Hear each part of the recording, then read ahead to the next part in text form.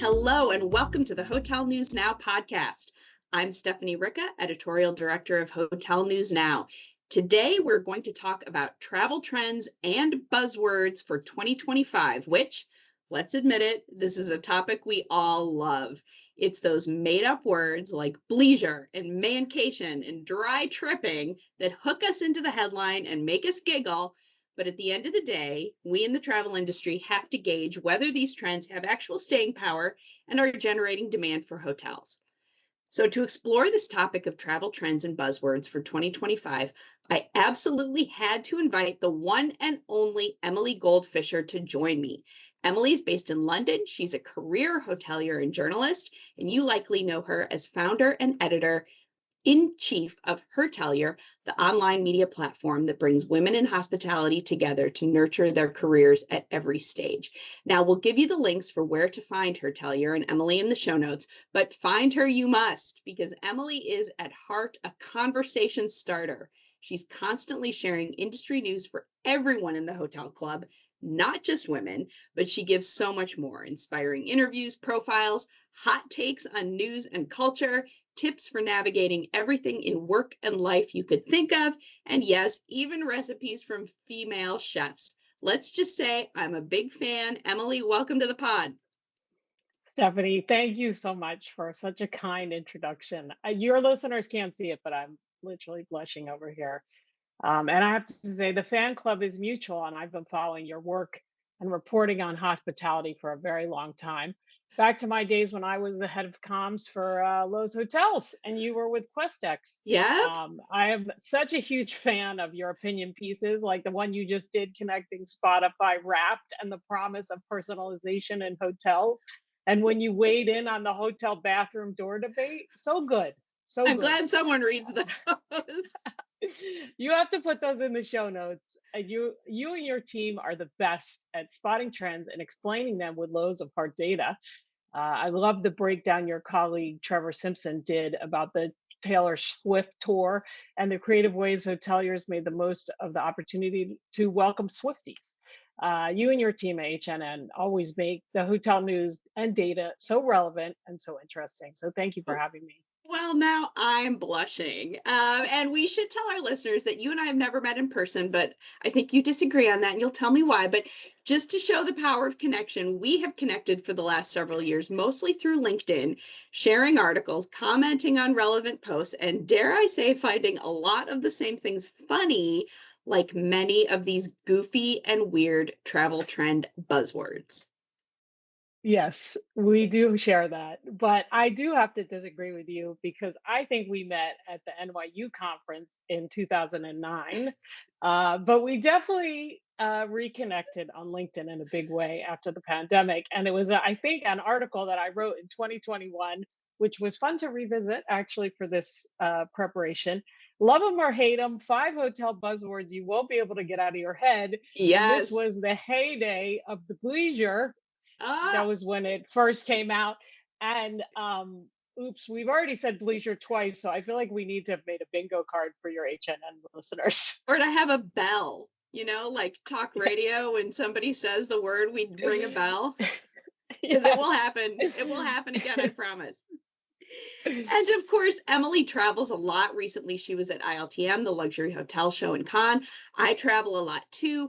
This means that we're both talking to a lot of people, not only hearing about these trends, but more importantly, seeing whether they're actually playing out. It's always fun to throw these buzzwords out to a group at a hotel event or even at your own dinner party and say, hey, do you know what dry tripping means? And see what they say. But the caveat really is that these buzzwords and trends are thrown out into the travel universe by the big companies, right? We've seen the Hilton list, the Kimpton list, Expedia, Virtuoso, Amadeus. Everyone puts out a trends list.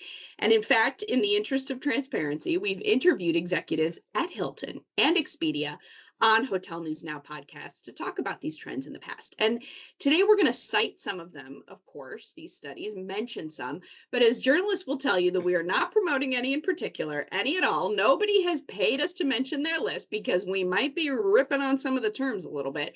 We are just two nosy journalists sitting down together to laugh at some buzzwords, and to talk about the staying power behind the trends. Because really, at the end of the day, right, these silly buzzwords do attract attention and make us curious, a marketer's dream. But in order to stick around, they need that staying power. So let's dive in. We've put together 5 of the trends that we see making repeat performances on a lot of these 2025 lists. Emily, start us off with the first trend on our list. Happy to do it. So number one, we're coming in with time travel. Hilton called it, new heydays, Amadeus called it, and retro holidays, Expedia. They all have a version of this trend. It's basically taking the kids and grandkids on holidays that remind of a simpler time, which plays into the other hot trend of multi-gen travel.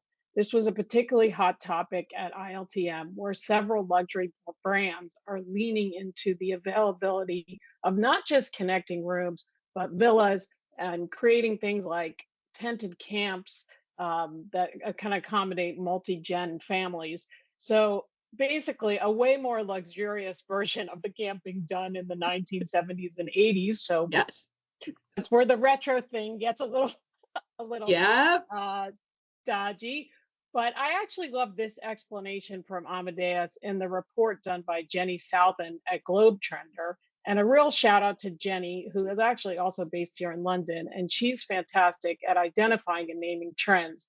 And she describes it as after a tumultuous year of 80 plus national elections, change fatigued citizens will be yearning for a simpler, happier times of the past, a psychological phenomenon dubbed rosy retrospection.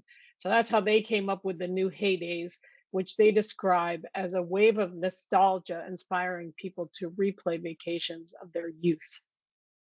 I What do you love that think? description of change fatigued citizens. I think that is the Yeah. absolute crux of this one. And this one, like you mentioned, we see it popping up in a lot of studies. Club Wyndham calls these generation cations, which I kind of like. Virtuoso calls it XZ beta travel, which sounds like one of Elon Musk's children, but it's all the same way of saying multi-gen travel.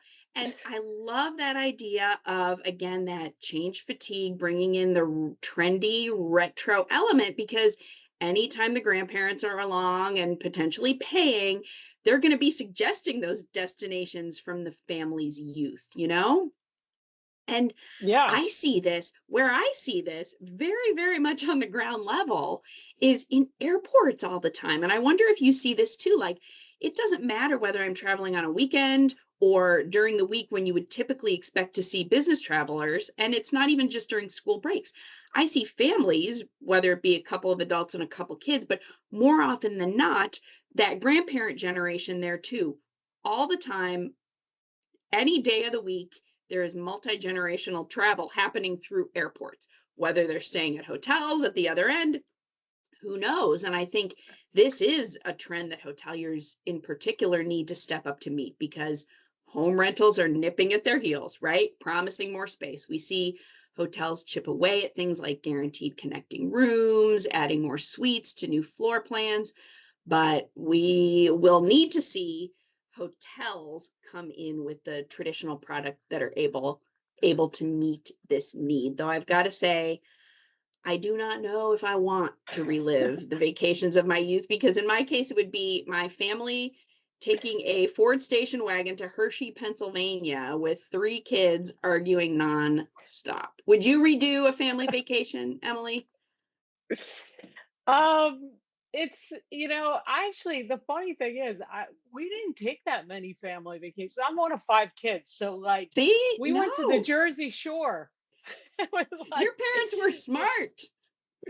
yeah, yeah. So it's funny, but yeah, definitely the multi-gen. I can say as a grown up now and as a parent myself, I've done many trips with my mom and my kids. And actually she's done trips where she's taken her grandkids. So that's another trend Virtuoso Yes. actually spotlighted, which is the skip gen.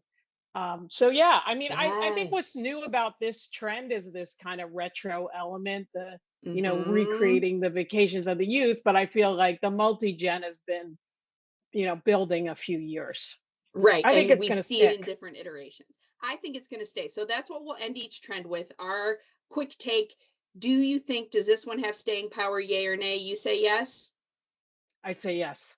I think so too. All right. We chose it well for a reason. Now I'm going to take us to our number 2 trend, solo travel.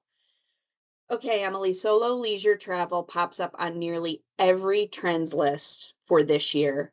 But I have to be honest, I hate the terms we're using for it. Hilton, I love you, Hilton, but Hilton calls it a me moon, which I hate. All right, terrible term. But even though I hate the term, I love the trend. And that's what's important. It is my favorite trend because for me, it is not a trend at all. It's a regular habit. I've been solo traveling for years.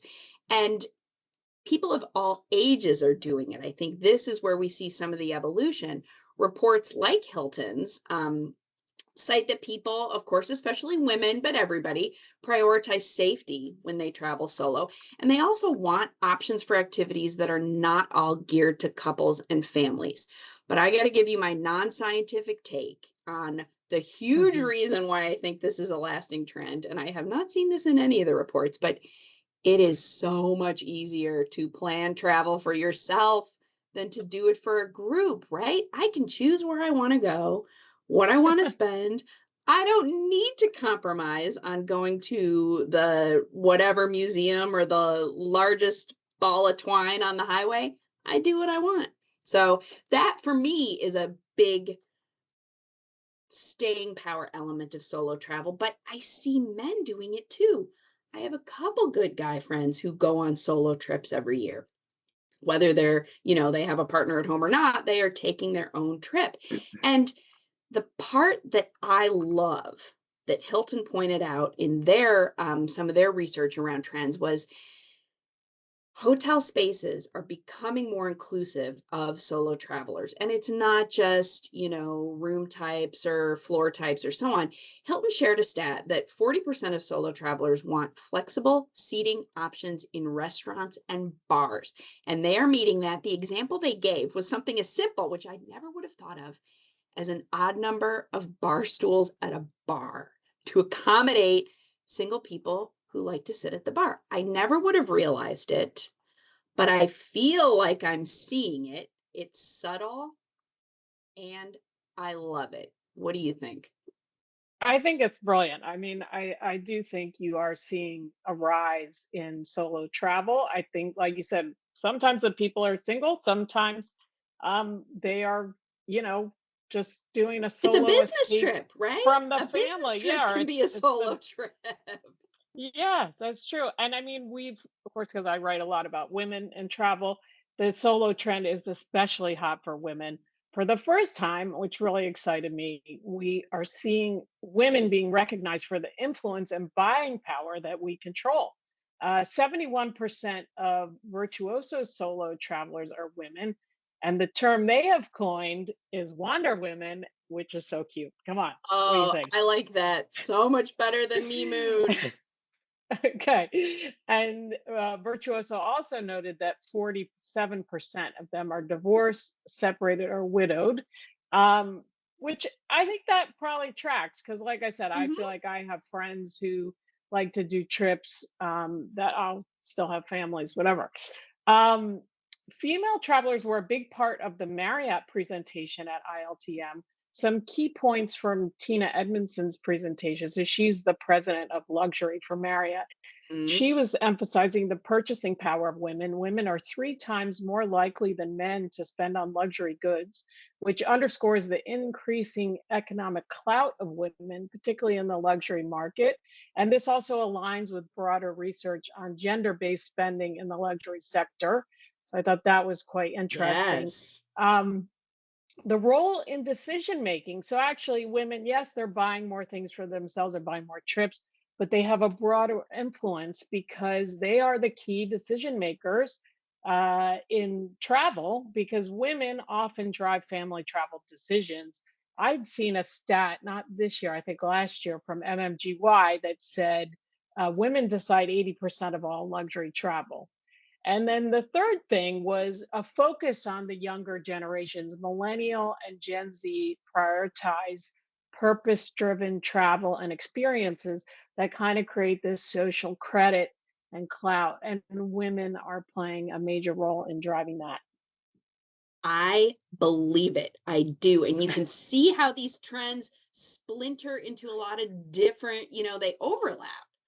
Women have a lot of buying power, like you mentioned, and especially as you're gaining age and experience, you're also making more money, hopefully, knock wood, and you can spend.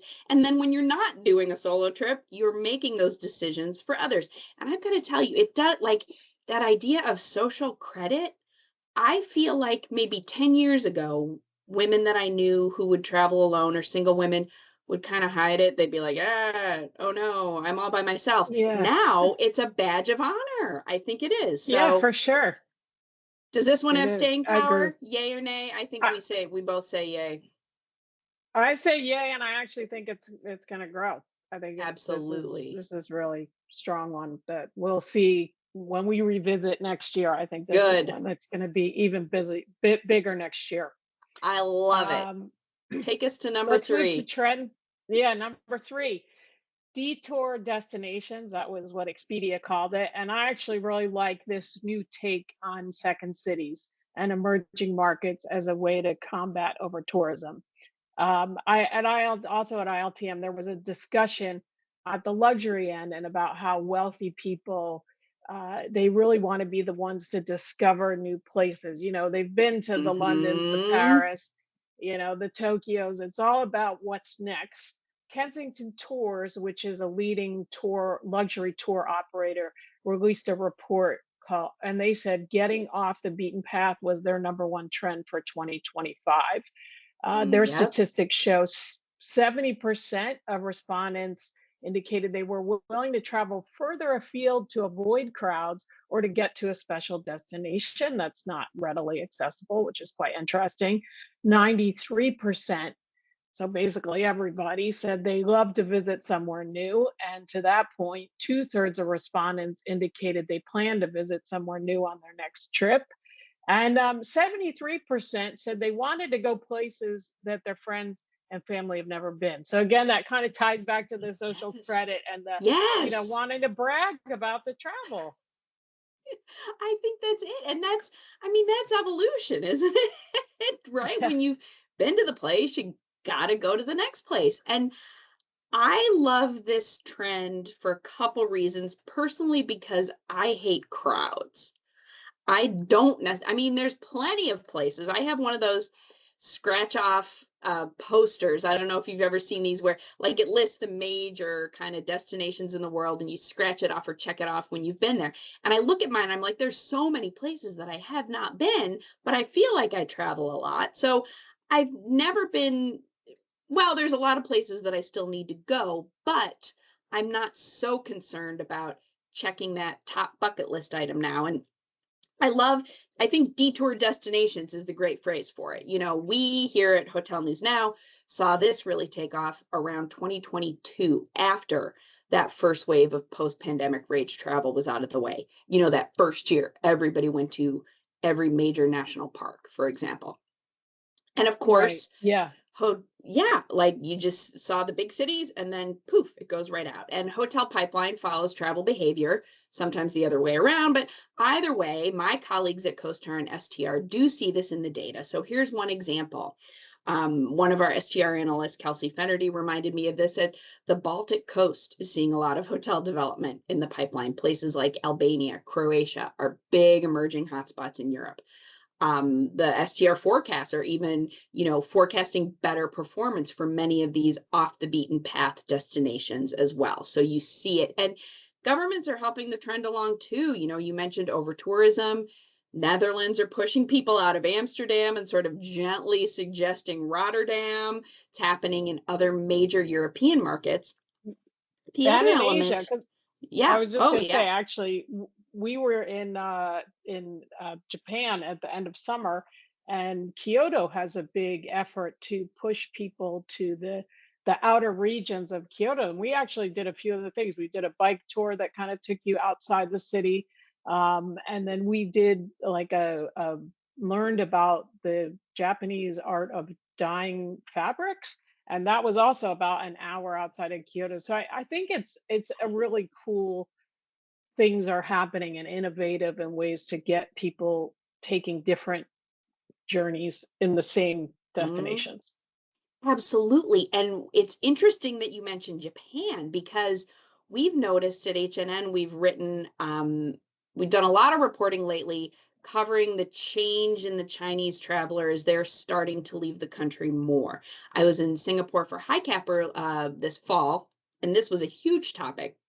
And they mentioned Japan specifically. A lot of Chinese outbound travelers are rediscovering regional travel around Asia and going to Japan. But like you mentioned, not Tokyo, not Kyoto, but Hmm. going up to Hokkaido, going to a lot of different destinations. And the bigger trend there also rolls up into this trend too, is that um, as Chinese travelers are venturing out, they are not necessarily anymore opting for the large group package tours to Paris or London, Berlin, but instead they're picking more local and also picking more regional trips with small groups, couples, friends, or families, really opting to experience the destination that way, which I think will take them again off the beaten path, especially when they start coming back to the United States. So it's an interesting one. Are we both going to say this one has staying power too? Yes, I think we I are. think so. Yep. I mean, hey, we chose these for a reason. I don't think we're going to Yeah. come back and say no, but who knows? We're we're already on our fourth trend. Now, this one. Okay. This is the trend, Emily, of slow travel. Now, I don't know if you remember, maybe 15 years ago, there was a big movement called slow food. You remember slow food? It was I do like, remember slow food. Yeah. "Ooh, we need to go and experience the restaurant and just, not stand up and order and eat and run." So this one is slow travel. And I feel like I'm talking slowly as I do Yeah. this. You have you have slowed down a bit. Yeah. But it's so a lot of trends we see on the list tie into this slow travel, essentially choosing purposefully to slow down, do less, and simplify on the trip. I buried the lead because this trend has spawned some of the most, dare I say, ridiculous buzzword descriptors. Now, Expedia calls it JOMO, or the joy of missing out, and defines it essentially, of course, as the opposite of FOMO, that fear of missing out that we experience when we see friends sending us pictures in front of the Eiffel Tower, with their feet out at the beach. So JOMO is staying in cozy cabins, unwinding, going slow. It's good for the hotel because if you're not getting out, then you're staying in and ordering food. But the best descriptor, and I think the one that you and I have laughed about the most when it comes to describing this slow travel trend, is Herkel. So you got to tell us what Herkel means, Emily. And I know that you've given me this one because I live in London and I'm closer to Scotland, but Herkel is apparently a Scottish phrase for lounging in bed all day. And if you're wondering, how did Hilton dig this random term up? It was actually trending on TikTok starting last winter.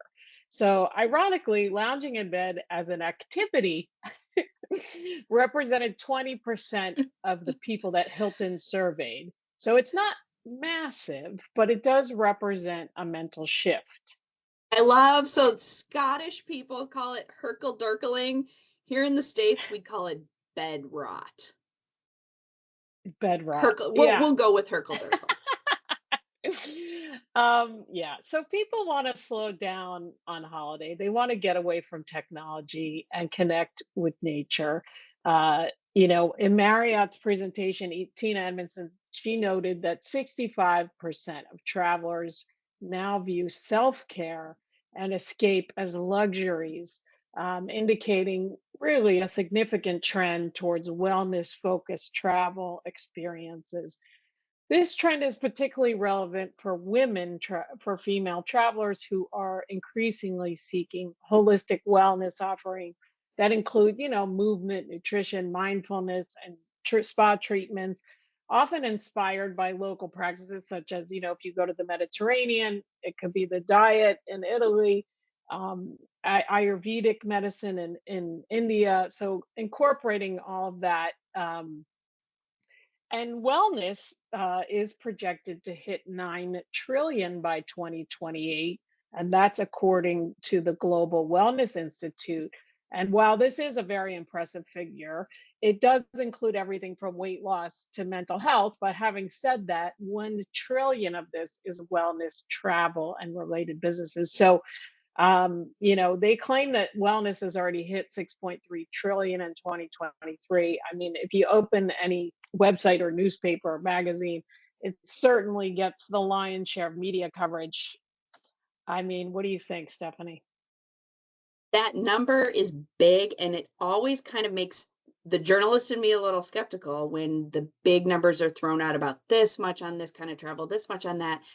But with wellness, and I absolutely do equate the wellness trend with the slowdown trend, with the joy of missing out, with the Herkel-Dirkling, because it's that I don't want to say self-indulgence, but self-care is probably the better word for it. And so many hotels are trying to capitalize on this. And it's almost like, we'll see a lot of promotions here and there saying, oh, come for your long weekend getaway. We've great sleep packages and, partnerships with essential oils and da da da da da. And I don't know how much that can do for a 2-night stay, but more than that, we see big companies making tie-ins, making partnerships with whether it's wellness or outdoor recreation. Of course, we've seen wellness and spa for years.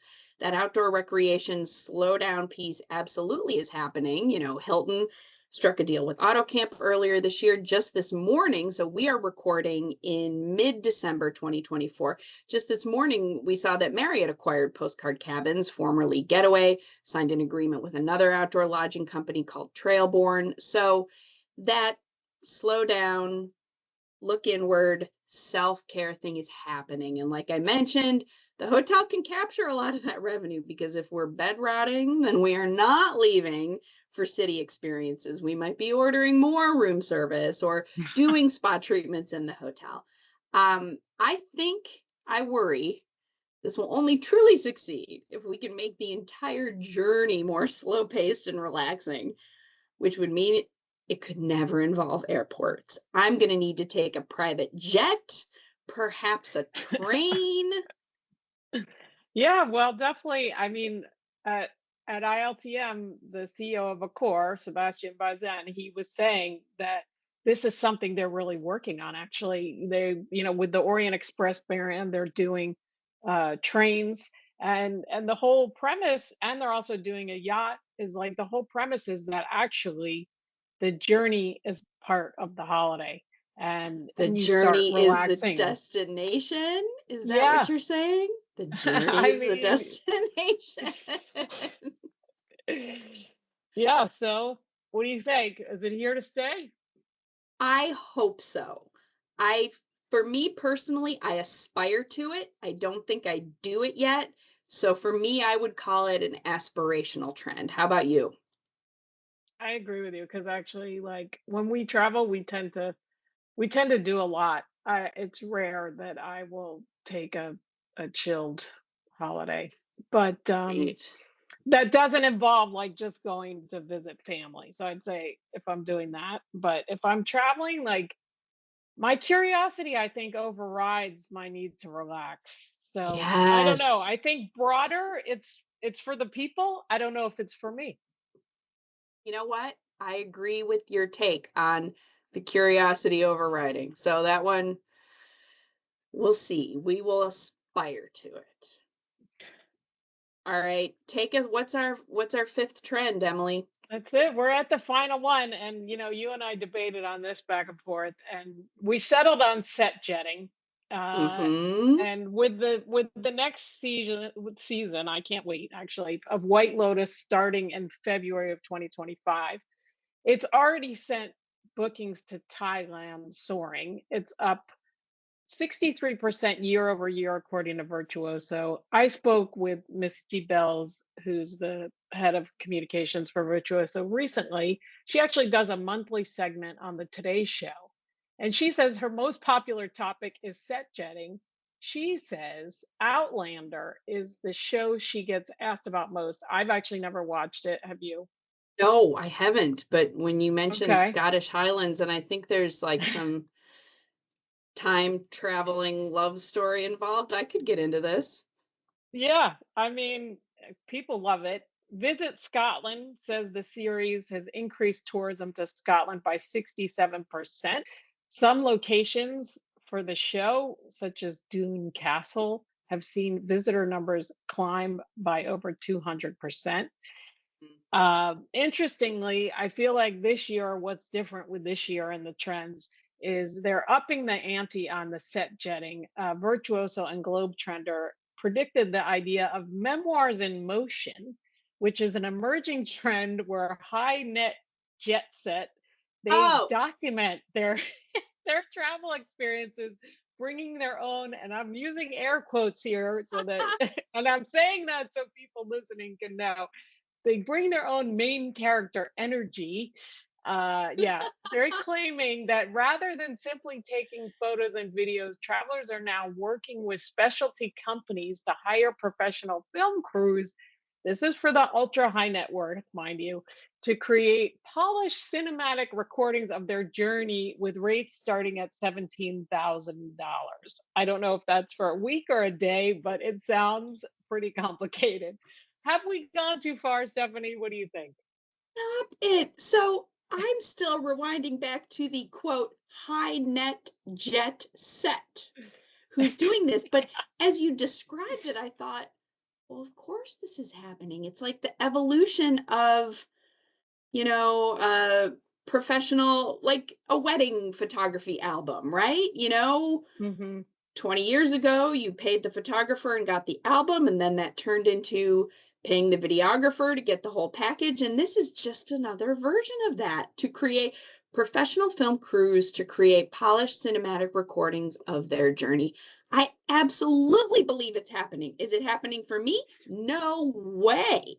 But you and I both have seen and noted that luxury pushes the envelope of every single travel trend. So, absolutely. And you know what? It is a fun one.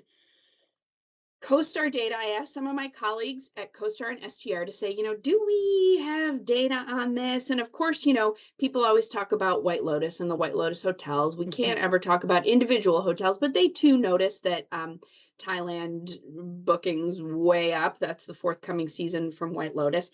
And they mentioned too that don't forget, this trend has been happening for ages, whether it's when you go to Boston and you pop into the Cheers bar, which apparently still gets a lot of traffic. Um, we saw it take off, I think, in the modern era with a lot of the, wanting to travel to the Lord of the Rings set in New Yeah. Zealand. Mhm. Even the Twilight movies, I remember covering being a hotel journalist when those movies came out, and we would get pitches saying, oh, you can go up to the Pacific Northwest and, take the follow in the path of the vampire. So it's happening. But like you said, it is skewing more and more high end, a little bit outrageous, because what else do luxury travelers do for us but kind of bring the outrageous. But oh man, that high net jet set term is going to go on our buzzword calendar for sure. I think that was a great one to end on. That was our fifth trend. Emily, it's been so much fun to chat with you today about this year's major travel trends, at least our unvarnished take on them.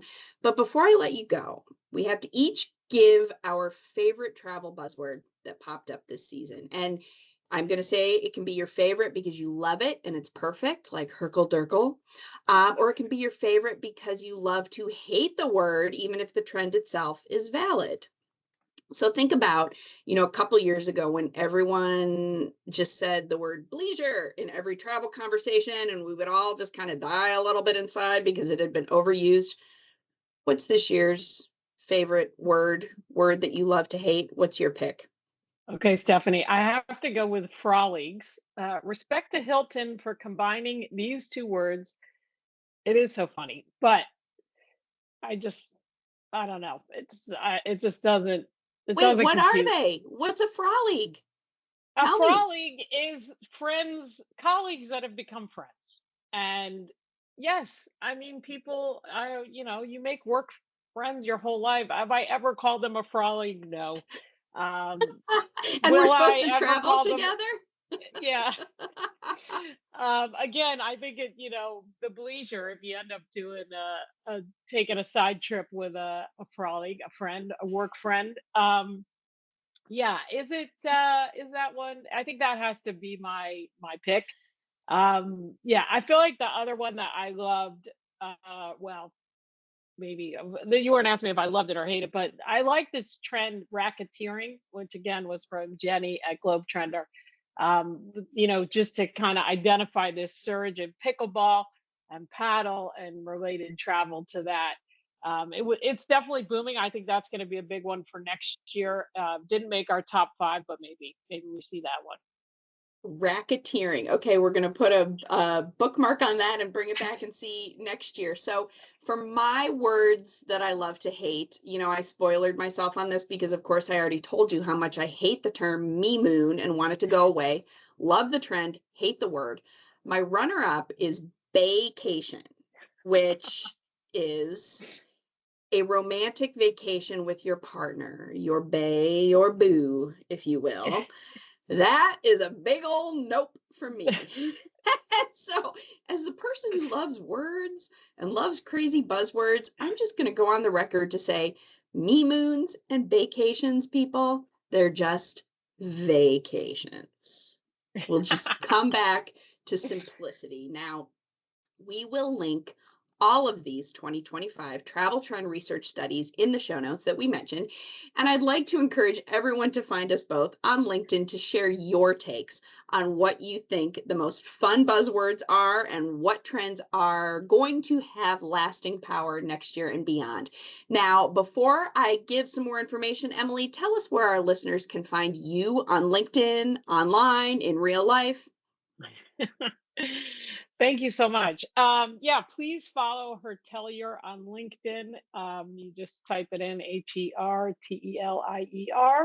and then go to hertelier.com, www.hertelier.com, and sign up for our Roundup newsletter, which comes out every Sunday, and the site will prompt you to sign up. And I absolutely encourage everyone to do so. Again, thank you for joining us, Emily, on the Hotel News Now podcast. Thank you, listeners. I hope that we will connect this year in 2025. Emily, we'll have a Jomo Herkel. What do you say?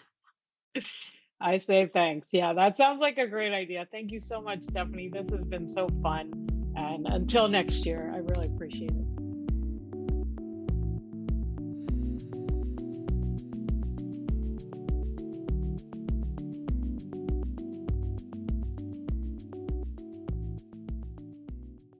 Hi, I'm STR's Isaac Colazo. And I'm co-stars Jan Freitag. And together we are the data geeks behind Tell Me More, a hospitality data podcast on the Hotel News Now podcast network. Every month, we bring you a fresh take on the latest hotel data, insights into the travel trends behind that performance, and the big picture topics you should be thinking about. And we also don't mind getting into some good-natured disagreement from time to time. Hey, when Isaac and I start talking data together, anything can happen.